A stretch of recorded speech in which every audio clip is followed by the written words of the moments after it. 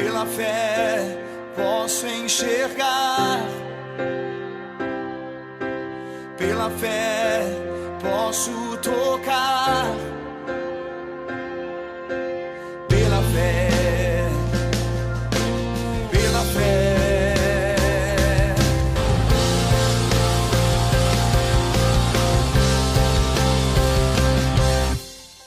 O programa Restaurando Vidas começa agora. Que a paz do nosso Senhor Jesus Cristo seja liberada sobre a sua vida. Qual é o prazer que você tem nesta vida? É tão gostoso a gente acordar cedo, né? Falar oi para a esposa, para o seu esposo, para os seus filhos, para quem você ama. É tão gostoso você tomar um café da manhã, sair para trabalhar, cheio de planos, com saúde. Você encontrar com as pessoas no meio do dia, trocar experiências. Mas eu quero ler um versículo do Salmo 119, que é o versículo 16. Diz a palavra: terei prazer nos teus decretos, não me esquecerei da tua palavra. Nós devemos tomar cuidado, porque as coisas desse mundo podem ser a nossa única fonte de prazer. E nós podemos, com as coisas, principalmente quando estão dando certo, nos afastar do caminho do Senhor. E nós podemos esquecer da palavra do Senhor, e ir tomando a forma do mundo e sendo moldado pelo mundo e não pela palavra. E talvez você tenha se esquecido da palavra de Deus hoje, tenha se esquecido de glorificar a Deus pelo seu dia. E eu queria te chamar a atenção: volte para o Senhor, que o seu prazer seja a palavra de Deus, que você não se esqueça dos preceitos do Senhor, e que em todas as suas ações, seus pensamentos, o seu falar, esteja uma decisão proposta: eu quero agradar a Deus. Você sabia que o lugar mais alto que você deve buscar é estar aos pés de Cristo Jesus, e Ele é suficiente para cuidar da sua vida, da sua família e da sua existência aqui nessa terra. Busque as coisas de Deus, porque Ele é fiel e Ele vai realmente cuidar de você. Que Deus te abençoe e que você possa ter um dia na presença do Senhor. Eu quero conversar mais uma vez com a pastora Maria Emília. Vamos passar então essa entrevista?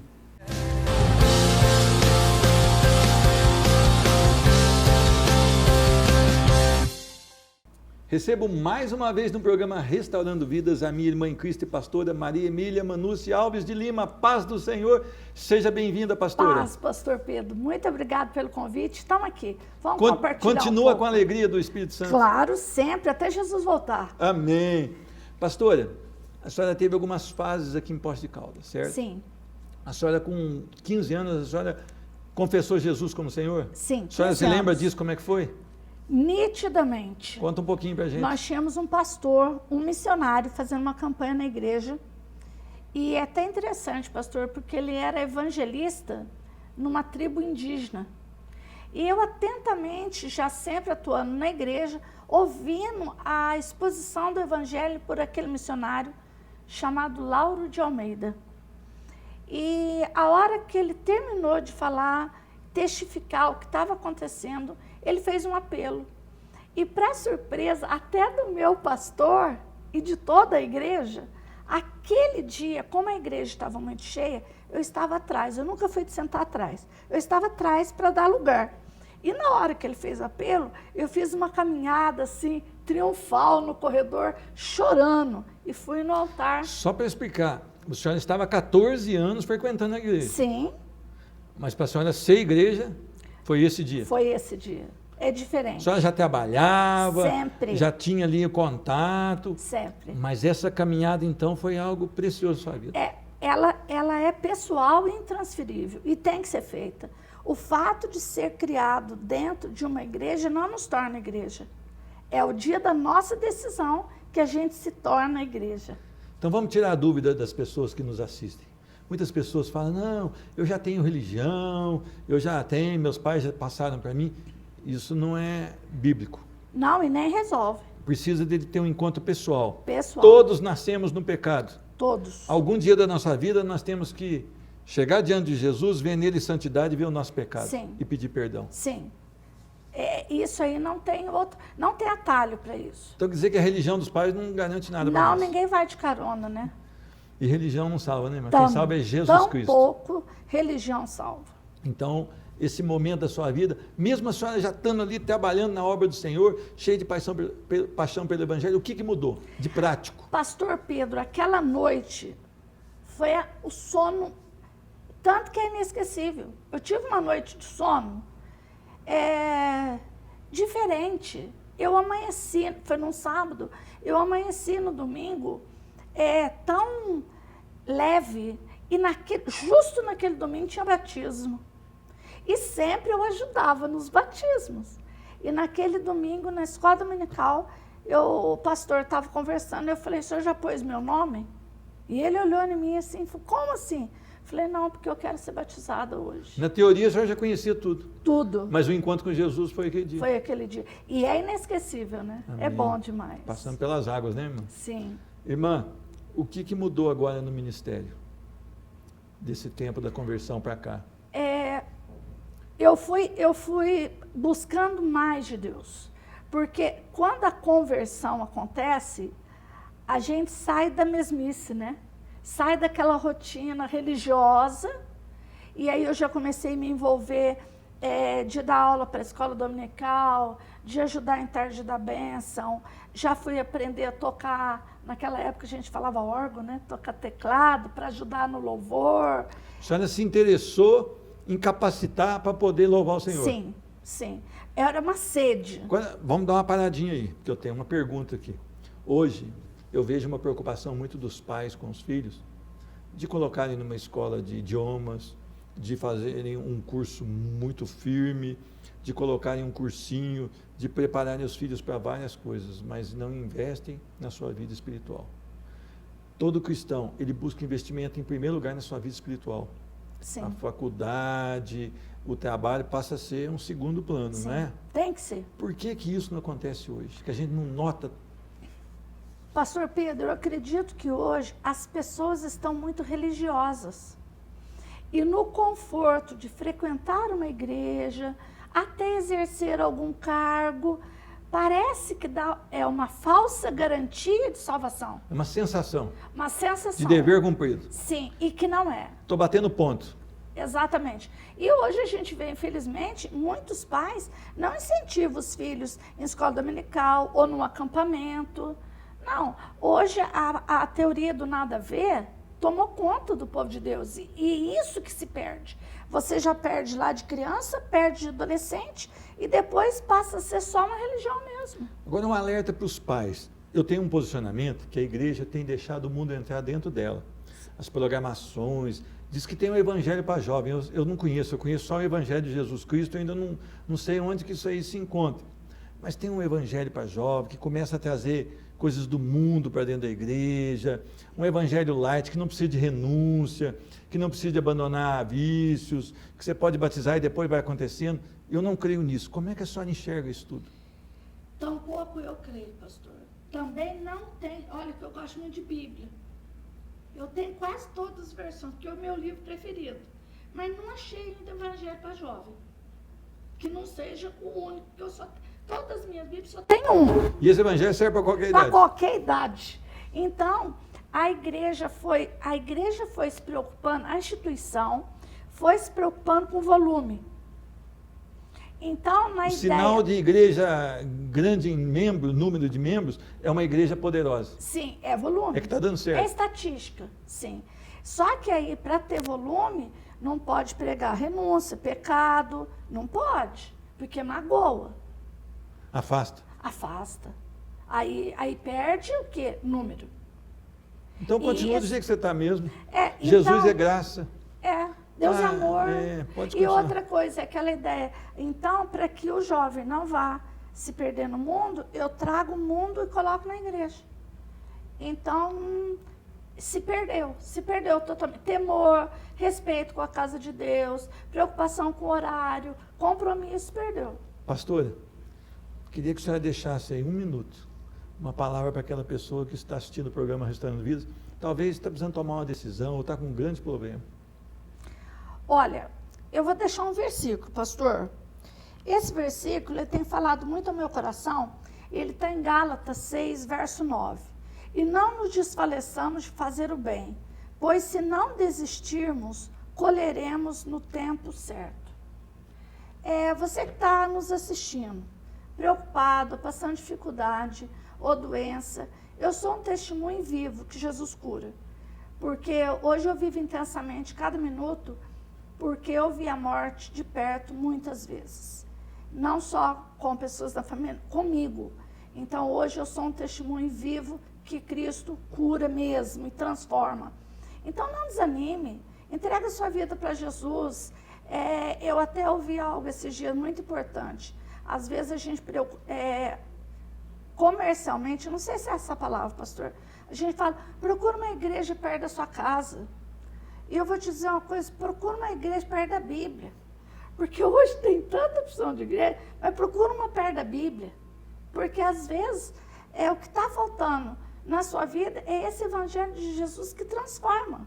Transforma a tua maneira de pensar, de sentir, de agir. Não te garante facilidade, mas te torna vencedor em qualquer circunstância. Agora, pastor, tem uma dúvida aqui.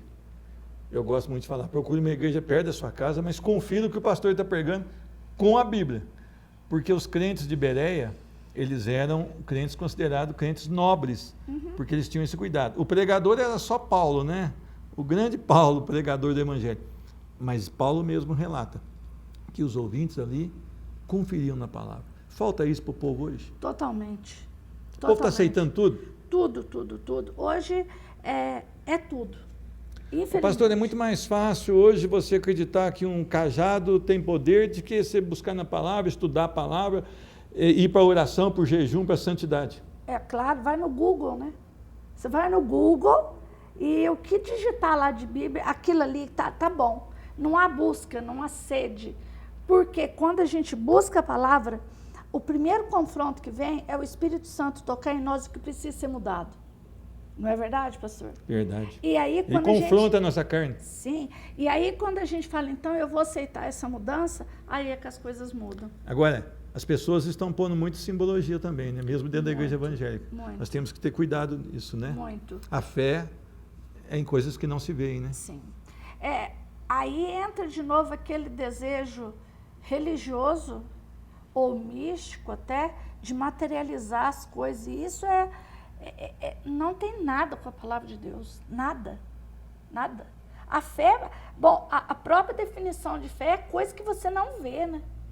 Verdade. Pastor, eu queria deixar uma frase para a senhora dizer o que a senhora pensa dela. O Senhor nos transforma para servir. E se não estivermos prontos para servir, é porque ainda não fomos transformados. Ele nos transforma, o prazer de servir. Nós fizemos, pastor, um tema do acampamento, se não sirvo para servir, não sirvo para viver.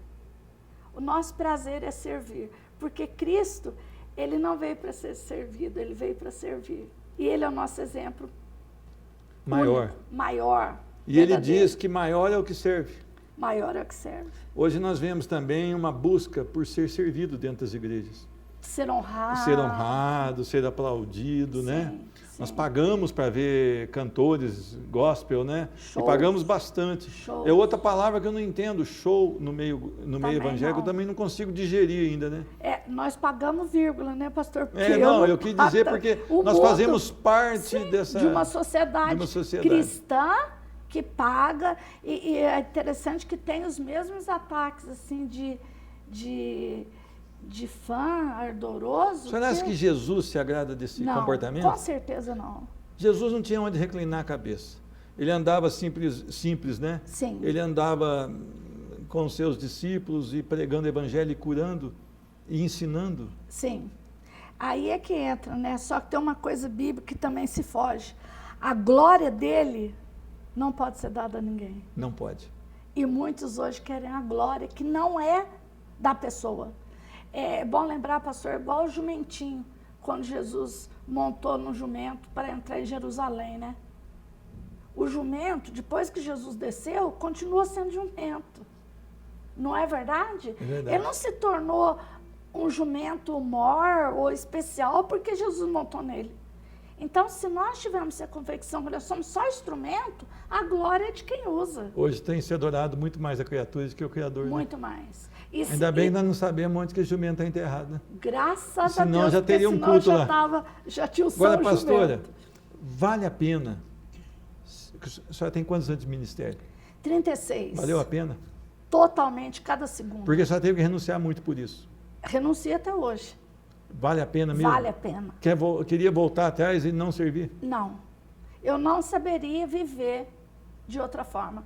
Já perdi esposo, já perdi pai, mãe, meus 2 irmãos, minha sogra, que eu amava tanto, e consegui sobreviver. Mas sem Jesus não consigo. É a razão da nossa vida. É a razão. E todo aquele que nele crê será salvo. Então, creia no Senhor Jesus. E crer não é só acreditar, o diabo também acredita. É pertencer a Ele, é se entregar e ser um servo do Senhor. Porque Jesus te ama e você pode ter a vida transformada hoje. Você pode entregar a sua vida agora, onde você está. Não precisa nem de mim, nem da pastora. Verdade. Você pode falar com Jesus: Senhor, sou um pecador, um miserável. Entra na minha vida, eu quero ser transformado pela Tua palavra. E esse Jesus que me salvou, que salvou a pastora Maria Emília, Ele te ama e quer te salvar também. Creia Amém. no nome do Senhor Jesus. Pastora, Amém. muito obrigado pelo carinho. Obrigado, pastor. Que Deus te abençoe, que seu Amém. ministério seja um ministério idôneo Amém. e fiel à palavra de Deus. Amém. No nome de Jesus. Amém? Amém. O programa Restaurando Vidas volta já já. Aí, pastor, fizemos 2 programas. Nem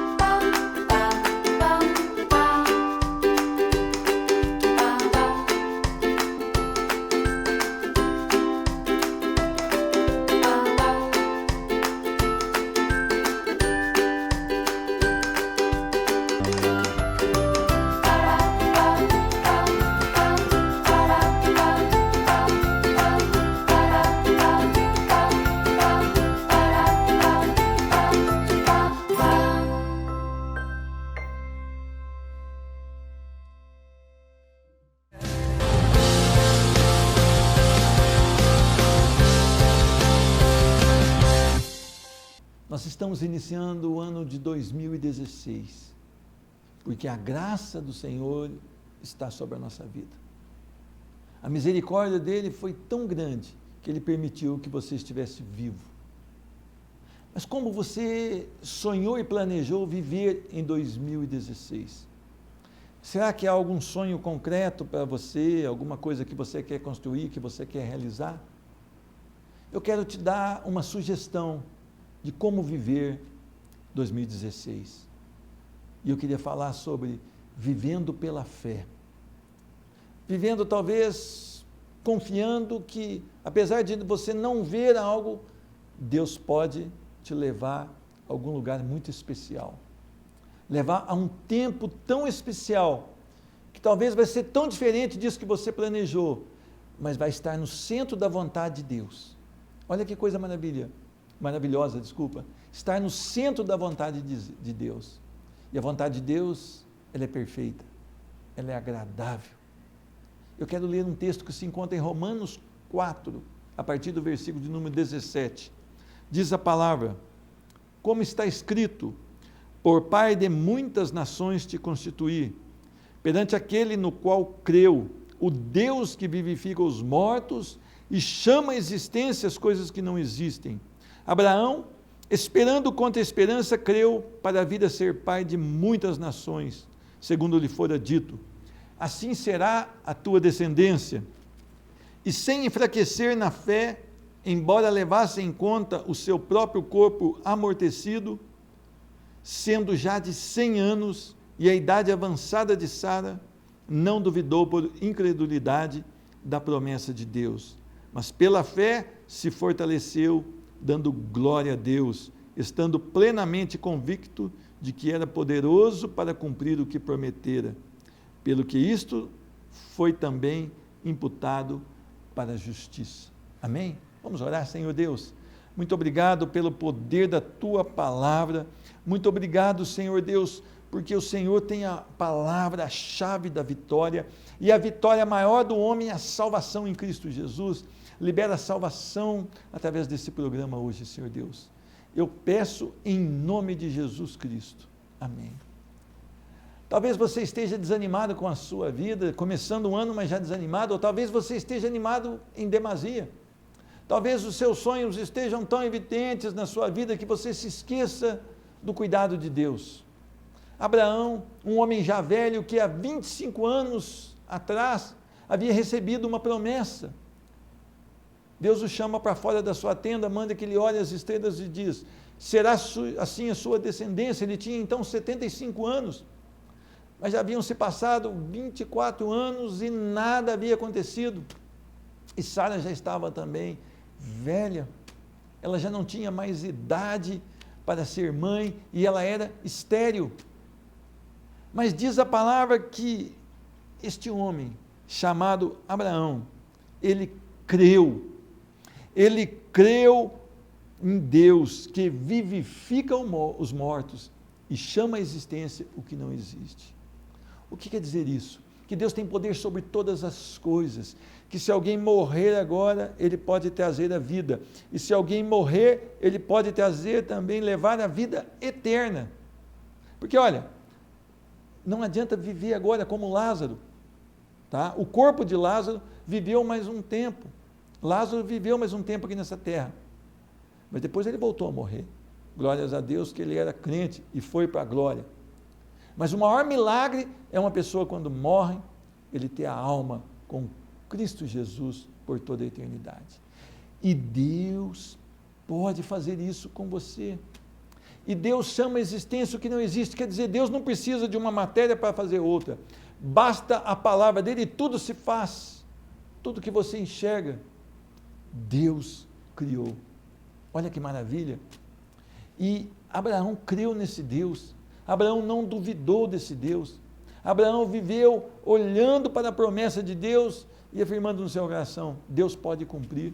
E continua aqui: Abraão, esperando contra a esperança, creu para ser pai de muitas nações.